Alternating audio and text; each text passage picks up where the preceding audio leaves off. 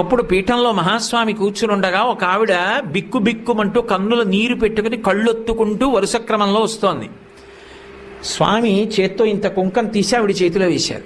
ఆవిడ తీసుకోకుండా చెయ్యి వెనక్కి తీసేసుకొని కళ్ళ నీళ్లు పెట్టుకుని పక్కకి వెళ్ళిపోయింది. అందరూ వచ్చి అయ్యో అయ్యో అయ్యో మహాస్వామి చేత్తో కుంకం ఇస్తే పుచ్చుకోవా, ఇంతకన్నా అన్యాయం ఉందా, పుచ్చుకోమ్మా అన్నారు.